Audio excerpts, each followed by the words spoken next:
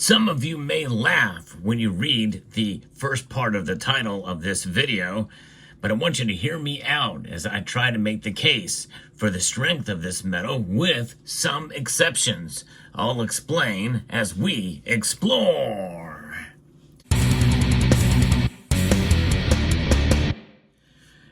There is no doubt that silver has had a very good year, but it has a long way to go to get to where gold is, and that really is the case. That's the exception here. That's the one thing that we have to take into account here, because we're measuring silver against gold, and in some cases, even other commodities. Make no mistake, silver is undervalued, and it is volatile. In fact, there's times when we're going to see dips in silver's price, and that is an opportunity, I think, if with discretionary income, to maybe buy a little bit more, but at least we should be holding more. Now, one of the places that I like to buy my silver and gold, as I've been placing orders with them, is Summit Metals. Summit Metals is the sponsor of this channel. But notwithstanding, just because they're a sponsor does not mean that I'm going to change my approach and my advice to you, because there are times to buy and there are times not to buy. And that's really up to you. I'm just making you aware of Summit Metals in your shopping for silver. Whenever you price compare, just consider Summit Metals as one of other choice that you can take advantage of. But again, it is not to say that you should strictly be buying from them all the time just because I say so. That's exactly right. So nonetheless, let's talk a little bit about silver and what happened in 2024. It's been a great year for silver in 2024. There is no question about it. That means that silver indeed is strong. I'm going to be referencing a piece here from Sprott that I think sums it up quite well with some caveats. I'm going to get into all of that because part of what I do here is give you the news and analysis from what others say, but also what I think as well, and then for you to digest that. So if you enjoy what I do here, I hope you will consider pressing that thumbs up button down below, and even more importantly, if you haven't done so already, I hope you will consider subscribing to the channel. Now, we've seen the prices for silver have shown significant strength in 2024, with the silver spot price gaining more than 27% as of the recording of this video for the 11 months ending on November 30th. But even to now, it's still quite high, and that's why they're saying 28%, but prices have come down since then. It climbed from $23.65 to now about $29.60 as I record this video. Several factors have bolstered silver this year, including strong industrial demand in the face of persistent supply deficits and increased investment interest amid economic uncertainty. So we're going to take a look at some of these factors here, but one thing they're missing out here and not taking into account, I'm going to explain what that is later in the video. So at approximately $30 billion annually, the silver market is relatively small compared to other commodities like copper and gold. The smaller market size makes it inherently more volatile, which is why we see wild swings from time to time, with even minor shifts in supply or demand having an outsized impact on price.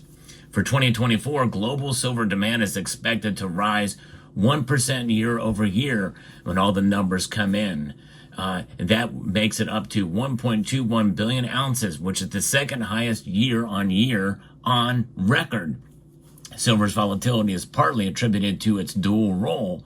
The volatility offers both risk and potential reward, presenting a unique opportunity for investors, but I like to talk about it in terms of those of us who use it as a hedge against inflation.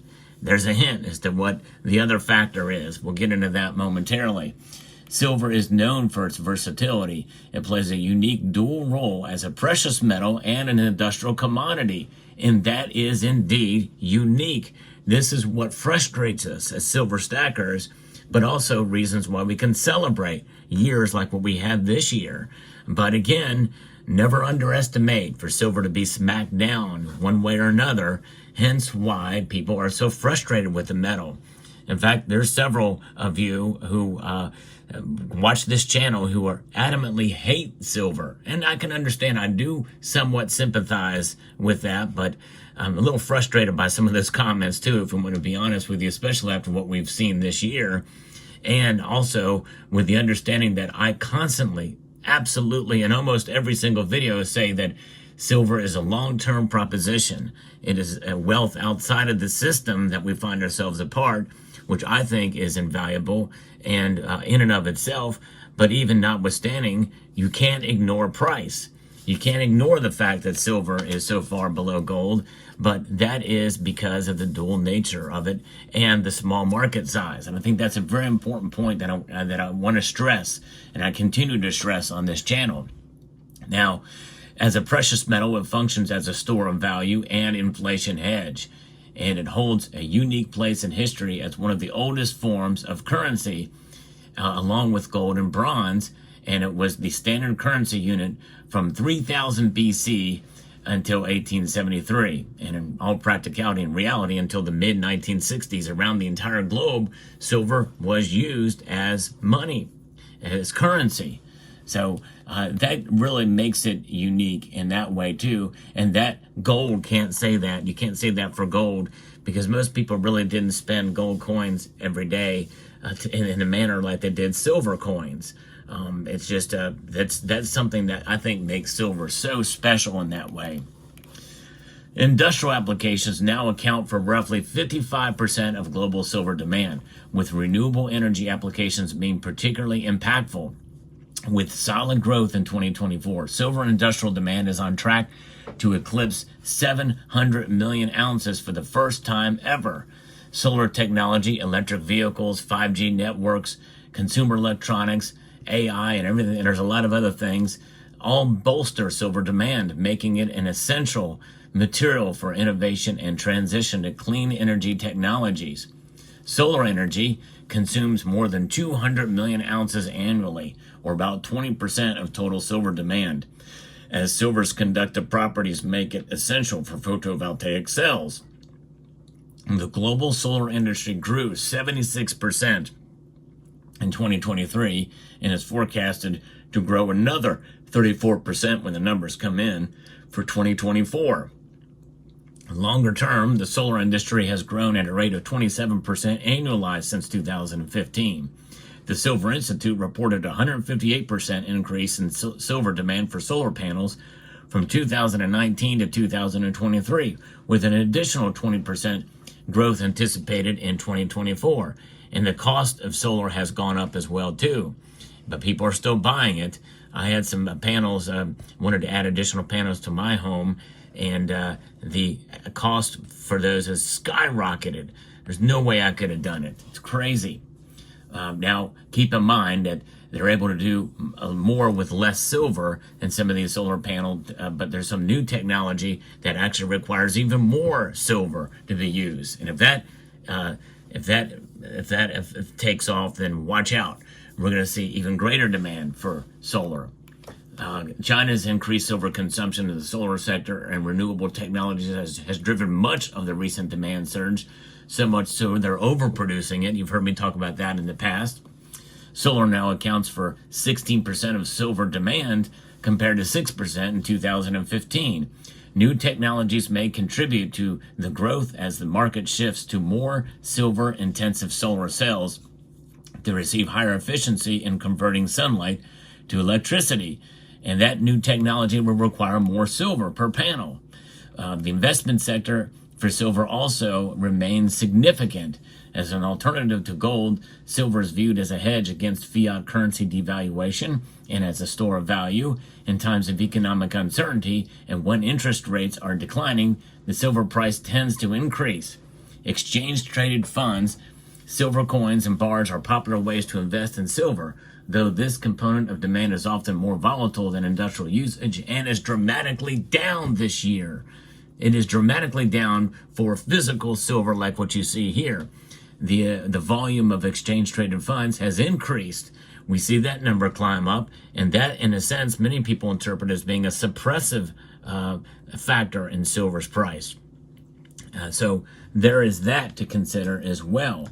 So there's all these different things that you have to take into account and consider when looking at the complexities of the silver market, which is why people get frustrated. And I understand that. I'm going to fill that hole there. There was a black hole there. I need to fill it with silver. It just was bothering me here. All right. Now, solar panels, electric vehicle components, 5G technology, quantum computing now is something else too. There's quantum chips being made now, the Willow chip, everything. It's a lot more silver is going to be needed for all of these things. They depend on silver.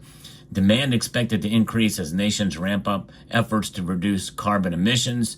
Silver's electrical conductivity, antibacterial properties, and scarcity make it highly valuable in various technologies, especially those supporting decarbonization efforts, which in a sense, these are the green energy initiatives that many nations are now embracing and will continue to embrace, I think, no matter what. So I think that it's, in some ways that's somewhat recession-proof, but it will be, well, recession resistance to a degree. The widespread adoption of AI is also driving demand due to upgrades and replacements. So despite its essential role in renewable energy and electronic applications, silver is notably absent from most national critical minerals lists, including the U.S. and Canada. And they would advocate for silver's recognition as a critical mineral due to its role in green infrastructure. Solar technology alone is forecast to grow substantially, with projections indicating an increase in silver's demand and newer solar panel designs use more silver per unit. I disagree with them on this strongly, by the way. That's a side note here, because the only critical minerals list is, I think, it would be a manipulative force on silver. But the thing is there's enough available to meet demand from different sources. It is not like some of these rare earths that are only mined in certain parts of the world that make them critical. The availability of silver is still too wide for that. And that goes against a lot of the bullish sentiment for silver. But in a sense, even though we're seeing supply decreasing to a degree, there's maybe not enough to form a deficit yet, or one that's substantial enough to have that much of a dramatic impact. We're a long way away from that with silver, as they're mining a little bit less, but not much less, but it has had an effect on price. Now here, I'm going to skip ahead, because this is something that we have to understand, that even though supply is constricted, there are a matter of debate as to how much. And we're going to leave that open-ended as to why that is not having a greater impact on price. And the other thing that is having impact on price is the printing of these. The Federal Reserve is printing more of these, and we're increasing the M2 monetary supply yet again. Why? Because government keeps spending.